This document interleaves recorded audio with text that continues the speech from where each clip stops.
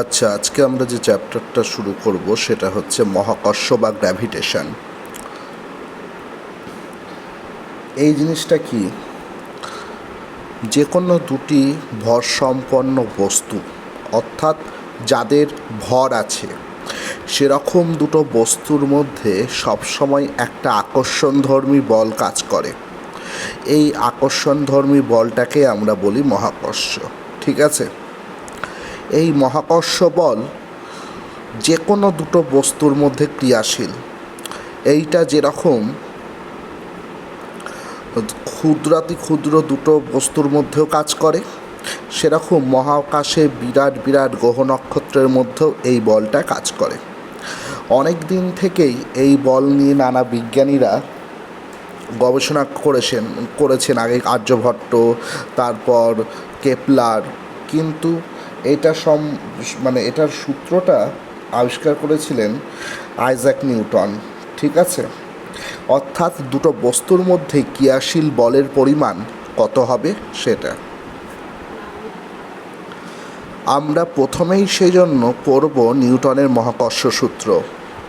নিউটনের মহাকর্ষ সূত্র অনুসারে কি বলছে এই মহাবিশ্বের যে কোনো দুটি বস্তুকণা পরস্পরকে আকর্ষণ করছে এবং সেই আকর্ষণ বলের মান বস্তুকণা দুটির ভরের গুণফলের সমানুপাতিক এবং তাদের মধ্যবর্তী দূরত্বের বর্গের ব্যস্তানুপাতিক। অর্থাৎ আমি এখানে এই যে দুটো বস্তু নিয়েছি M1 আর M2 এবং তাদের মধ্যবর্তী দূরত্ব হচ্ছে R, তাহলে এদের মধ্যে ক্রিয়াশীল বল F proportional to M1 M2, অর্থাৎ M1 M2-র মান যত বাড়বে তত এই বলের মানটা বৃদ্ধি পাবে।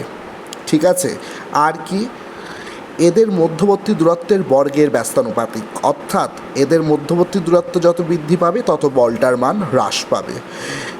এইটা হচ্ছে নিউটনের মহাকর্ষ সূত্র। এবং তাহলে আমি এটা ম্যাথমেটিক্যালি লিখতে পারছি F proportional to M1 M2, product of M1 M2, আর F প্রপোর্শনাল টু 1/r², তাহলে F proportional to M1 M2/r²। তাহলে F ইজিক্যাল টু একটা কনস্ট্যান্ট লাগবে আমার, সেই কনস্ট্যান্টটার একটা বিশেষ নাম আছে এখানে, সেটাকে বলবো সার্বজনীন মহাকর্ষীয় ধ্রুবক। তো সেই ক্যাপিটাল জি দিয়ে ওটাকে ডিনোট করবো M1 M2/r², দিয়ে এটাই আমরা ইকুয়াল সাইন দিতে পারি। তো আমার ফর্মুলাটা দাঁড়ালো কি এইটা, অর্থাৎ F ইজিক্যাল টু জি M1 M2/r²। ঠিক আছে, এইটা হচ্ছে নিউটনের মহাকর্ষ সূত্র। অর্থাৎ দুটো বস্তুর ভর যদি M1 M2 হয় এবং তাদের মধ্যবর্তী দূরত্ব যদি R হয় এবং সেগুলো যদি SI এককে প্রকাশিত হয় বা CGS করলেও হবে, তাহলে জি এর একটা বিশেষ মান আছে, ওটা একটা ধ্রুবক। ওই ব্যাপারগুলো বা ওই সংখ্যাগুলো আমি যদি এখানে মানগুলো পুট করি, তাহলেই আমরা তাদের মধ্যে ক্রিয়াশীল এফের মানটা পেয়ে যাব। এখানে এই যে মহাকর্ষ বলটা কাজ করছে, অর্থাৎ M1 M2-র উপর যে বল প্রয়োগ করবে এবং সেই বলটা কেমন হবে, আকর্ষণধর্মী, আর M2 M1-এর উপর যে বলটা প্রয়োগ করবে সেটাও আকর্ষণধর্মী হবে। এই দুটো বল কিন্তু সমান হবে এবং বিপরীতমুখী হবে। অর্থাৎ এখানে যেটা আমি বলতে চাইছি যে নিউটনের যেটা থার্ড ল আছে বলবিজ্ঞানের, অর্থাৎ ক্রিয়া প্রতিক্রিয়া প্রত্যেকটা সমান এবং বিপরীত হয় একে অপরের, সেটাও এখানে প্রযোজ্য হবে। ঠিক আছে, এবং এই বলের অভিমুখটা কোন দিক বরাবর কাজ করবে, এখানে যদি আমি একটা বস্তু নিই তাহলে এর সেন্টার আর এর সেন্টার বরাবর এটা কাজ করবে ক্রিয়াশীল বলটা। ঠিক আছে, এবং অর্থাৎ 1 নম্বর বস্তু 2 নম্বর বস্তুকে এইদিকে আকর্ষণ করবে, আর 2 নম্বর বস্তু 1 নম্বর বস্তুকে এই দিকে আকর্ষণ করবে। ঠিক আছে, এবং দুটো বল কী হবে, সমান হবে। এবং একটা বিস্তৃত বস্তুর ক্ষেত্রে, সিমেট্রিক্যাল বস্তুর ক্ষেত্রে এটা কি সেন্টার টু সেন্টার কাজ করে। ঠিক আছে, তাই এটাকে আমরা সেন্ট্রাল ফোর্সও বলি। অর্থাৎ এই ফোর্সের বা এই বলের অভিমুখ ওই দুটো বস্তুর কেন্দ্র দুটির সংযোজক সরলরেখা বরাবর কাজ করে। ঠিক আছে, তাই একে আমরা বলি সেন্ট্রাল ফোর্স বা সংযোজী বল, কেন্দ্রজ বল, ঠিক আছে, কেন্দ্রজ বল, সেন্ট্রাল ফোর্স বা কেন্দ্রজ বল। এবং এইখানে এটা একটা কিন্তু নন কন্ট্যাক্ট ফোর্স বা স্পর্শহীন বলের উদাহরণ, অর্থাৎ এখানে দুটো বস্তু কণার মধ্যে বল কাজ করছে, কিন্তু সেই বল অনুভব করার জন্য বা সৃষ্টি হওয়ার জন্য দুটো বস্তু কণার একে অপরের সাথে কন্ট্যাক্ট বা ধাক্কা লাগার কোনো প্রয়োজন হয়নি। অর্থাৎ যখন সূর্য এবং পৃথিবী পরস্পর থেকে দূরে আছে তখনও কিন্তু তাদের মধ্যে এই বলটা কাজ করছে, ঠিক আছে। আমরা পড়বো পরে যখন লজ অফ মোশন পড়বো যে বল দু রকম হয়, ঠিক আছে, যে কন্ট্যাক্ট ফোর্স, নন কন্ট্যাক্ট ফোর্স। এইটা নন কন্ট্যাক্ট বা স্পর্শহীন বলের মধ্যে পড়ছে, ঠিক আছে। এবার আমরা আসব সর্বজনীন মহাকর্ষীয় ধ্রুবক অর্থাৎ জি এর সংজ্ঞা দেব। কী করে দেব? আমরা জানি এফ ইজিক্যাল টু জি মানে m1m2/r²। তাহলে আমরা এখানে m1 m2 দুটোই ইউনিট মাস ধরবো আর তাদের মধ্যবর্তী দূরত্বটা ইউনিট ডিস্টেন্স ধরবো। তাহলে এইগুলো যদি আমরা এখানে পুট করি তাহলে কি দাঁড়াচ্ছে? এফ ইজিক্যাল টু জি 1 × 1 × 1²। তাহলে এফ ইজিক্যাল টু আমরা জি পেয়ে যাচ্ছি এটা।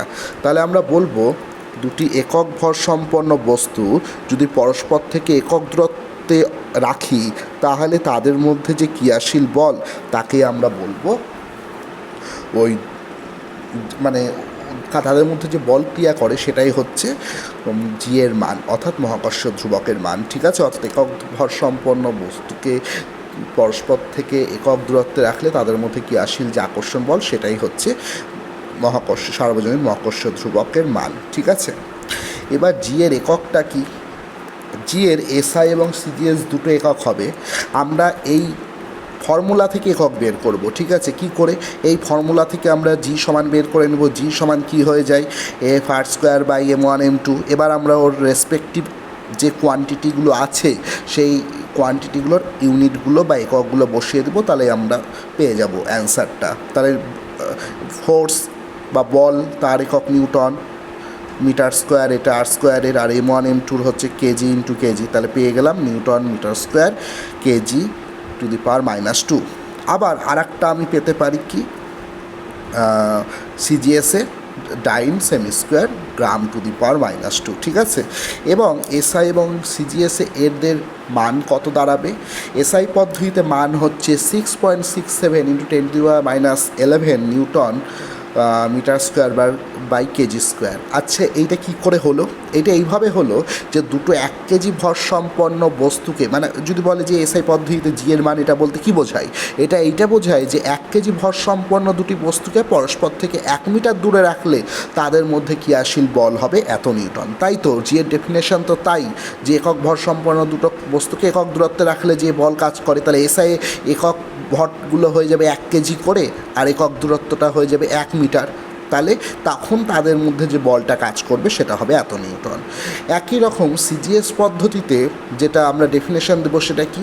যে 1 গ্রাম ভর বিশিষ্ট দুটি বস্তু পরস্পর থেকে 1 সেন্টিমিটার দূরে থাকলে তাদের মধ্যে যে ফোর্সটা কাজ করে তাকে আমরা বলবো মানে সিজিএস পদ্ধতিতে জি এর ভ্যালু, এবং সেই জি এর মানটা হবে এত, ঠিক আছে। 1 গ্রাম ভর সম্পন্ন দুটো বস্তুকে 1 সেন্টিমিটার দূরে রাখলে যে বলটা কাজ করবে সেটা হবে এত ডাইন, 6.67 × 10⁻8 ডাইন সেমি²/গ্রাম², ঠিক আছে। এবার তোমাদের বইয়ে হয়তো দেখবে এই নিউটন মিটার²/কেজি² পাশে আর একটা ইউনিট দেওয়া আছে। সেটা কি আছে? KG inverse metre second to the power -2, বা এখানে থাকতে পারে গ্রাম ইনভার্স সেমি³ সেকেন্ড টু দি পাওয়ার -2। এটা এই ডাইমেনশন থেকে এনেছে, ঠিক আছে। এটাও ইউজ করা যেতে পারে, এটাও ইউজ করা যেতে পারে। এই ইউনিটটা এসছে ডাইমেনশন থেকে। আচ্ছা, বোঝা গেল? মহাকর্ষ সূত্রের সর্বজনীনতা এটা বলতে কি বোঝায়? আচ্ছা, যখন দুটো বস্তুর মধ্যে বলটা ক্রিয়া করে আকর্ষণ বল, তখন সেই আকর্ষণ বল কিন্তু সেই বস্তু দুটোর অবস্থা, মানে বস্তু দুটো কঠিন, তরল না গ্যাসীয় অবস্থায় আছে, তাদের রাসায়নিক উপাদান, তা বস্তু দুটোর উষ্ণতা, বস্তুদ্বয়ের মধ্যবর্তী মাধ্যম, এগুলোর উপর কিন্তু নির্ভর করে না। ঠিক আছে, অর্থাৎ দুটো বস্তুর মধ্যে মহাকর্ষ বল বস্তুর অবস্থা, বস্তুর উষ্ণতা, বস্তুর দ্বয়ের মধ্যবর্তী মাধ্যম, বস্তুগুলো কি দিয়ে তৈরি সেটার উপর ডিপেন্ড করে না। ইটস অনলি ডিপেন্ডস কি মাস। অর্থাৎ আমি এটা বলতে চাইছি দুটো বস্তু, একটা জল দিয়ে তৈরি আর একটা বরফ দিয়ে তৈরি, এদের মধ্যে আকর্ষণ বল যা হবে, এই একই ভরসম্পন্ন বস্তু দুটোই বরফ দিয়ে তৈরি, তাদের মধ্যে আকর্ষণ বল তাই হবে। আমি যদি কল্পনা করি যে একটা সোনার পৃথিবী আর একটা মাটি দিয়ে তৈরি পৃথিবী, তাদের মধ্যে ক্রিয়াশীল বল যা হবে, দুটো মাটি দিয়ে তৈরি পৃথিবীর মধ্যেও ক্রিয়াশীল বল তাই হবে। ঠিক আছে, দুটো বস্তুকে আমি ধরছি এটা হচ্ছে পৃথিবী আর এটা হচ্ছে সূর্য, এদের মধ্যে ক্রিয়াশীল বল বায়ু মাধ্যমে যা মানে স্পেসে আছে, এখন ওদের মধ্যে মহাকর্ষ বল যা কাজ করছে, এই গোটা সূর্য এবং পৃথিবীকে যদি আমি কল্পনা করি, তার আমি একটা বিরাট সমুদ্রে ডুবিয়ে রাখলাম, তাহলে তার মধ্যে অর্থাৎ ভর দুটোর মধ্যে মাধ্যমটা কি চলে আসলো, জল। তখনও কিন্তু ওদের মধ্যে ক্রিয়াশীল বল একই থাকবে। অর্থাৎ মহাকর্ষ বল পদার্থের অবস্থা, পদার্থের উপাদান, পদার্থের প্রকৃতির উপর ডিপেন্ড করে না। অর্থাৎ একটা উষ্ণ বস্তু এবং একটা হালকা বস্তুর মধ্যে একটা উষ্ণ বস্তু আর একটা শীতল বস্তুর মধ্যে যা মহাকর্ষ বল কাজ করবে, দুটো শীতল বস্তুর মধ্যে যদি ভর এক থাকে, মহাকর্ষ বল একই হবে। অর্থাৎ এই সমস্ত বিষয়গুলোর উপর নির্ভর করে না বলেই মহাকর্ষ সূত্রটাকে আমরা কি বলি যে একটা সার্বজনীন সূত্র। ঠিক আছে, অর্থাৎ সব ক্ষেত্রে এটা অ্যাপ্লিকেবল বা প্রযোজ্য। তবে আইনস্টাইনের আপেক্ষিকতা তত্ত্ব থেকে আবিষ্কার হওয়ার পর একটু কিছু কিছু ত্রুটি ধরা পড়েছে। যেমন কোনো বস্তুর ভর গতিবেগের ওপর নির্ভর করে, অর্থাৎ m equal to m not 1 minus V square by C square. এই এমটা হচ্ছে রেস্ট মাস, এই এমটা হচ্ছে মুভিং মাস। তাহলে যখন কোনো একটা বস্তু আলোর গতিবেগের কাছাকাছি বেগ নিয়ে যায়, তখন তার মুভিং মাসটা তার রেস্ট মাসের থেকে বেশি হয়ে যায়। তার মানে কি, ভরটা ভেলোসিটির উপর ডিপেন্ড করছে, তাহলে ওই মহাকর্ষ বল ভেলোসিটির উপর ডিপেন্ড করতে পারে। আর একটা ব্যাপার হচ্ছে দুটো বস্তুর মধ্যে দূরত্ব আমি স্থির অবস্থায় দাঁড়িয়ে থাকলে যেটা হবে, আমি কিন্তু গতিশীল অবস্থায় দাঁড়িয়ে থাকলে আলাদা হবে। এটা আমরা পড়বো যখন রিলেটিভ ভেলোসিটি পড়বো মেকানিক্সে প্রথম দিকে। অর্থাৎ একই দূরত্ব দুজন পর্যবেক্ষক, যে স্থির অবস্থায় আছে সে একরকম পরিমাপ করবে, যে গতিশীল আছে সে কিন্তু আলাদা পরিমাপ করবে, সেক্ষেত্রে একটা ত্রুটি চলে আসে। আবার দুটো বস্তুর মধ্যে আমি ধরলাম এই দুটো বস্তুর মধ্যে একটা মহাকর্ষ বল কাজ করছে, তৃতীয় একটা বস্তু থাকলে এদের মধ্যে ক্রিয়াশীল বল এই তৃতীয় বস্তু দ্বারা প্রভাবিত হবে না। অর্থাৎ একে আকর্ষণ করবে, একে আকর্ষণ করবে, আর বস্তু দুটো আগেকার মতো এরা পরস্পরকে আকর্ষণ করবে। কিন্তু বলছে যে দুটো বস্তুর মধ্যে আকর্ষণ বল আছে, কিন্তু তার পাশে যদি সূর্যের মতো একটা বিরাট বড় বস্তু চলে আসে, তখন কিন্তু এর দুটোর মধ্যেকার আকর্ষণ বল মানে পূর্বের দুটো বস্তুর মধ্যে আকর্ষণ বলটা কি হবে, ব্যাহত হবে বা একটু প্রভাবিত হবে। আরও একটা ব্যাপার আসছে যে আমরা যেটা বলছি যে 10⁻⁹ মিটার, অর্থাৎ পরমাণু নিউক্লিয়াসের মধ্যে, অর্থাৎ যেখানে প্রোটন নিউট্রনগুলি একসঙ্গে জোটবদ্ধ অবস্থায় থাকে, সেইখানে কিন্তু মহাকর্ষ বল প্রভাব বিস্তার করতে পারে না। ওখানে নিউক্লিয় বল প্রভাব বিস্তার করে নিউক্লিয়নগুলিকে একসাথে জোটবদ্ধ অবস্থায় রাখে। এই কটা ড্রব্যাক ছাড়া মহাকর্ষ সূত্র পুরোপুরি সার্বজনীনবিদ্ধ। অবশ্য আইনস্টাইন তার আপেক্ষিকতা তত্ত্বেও জিকে কোনোরকমভাবে তার সার্বজনীনতা সম্বন্ধে কোনোরকম ত্রুটি বিচ্যুতি বের করেননি। ঠিক আছে, অর্থাৎ জি যেটা এফ অর্থাৎ মহাকর্ষ বলের ক্ষেত্রে কিছুটা ত্রুটি আসলেও জিকে তিনি একেবারে সার্বজনীন ধ্রুবক হিসেবে তিনিও মেনে নিয়েছিলেন।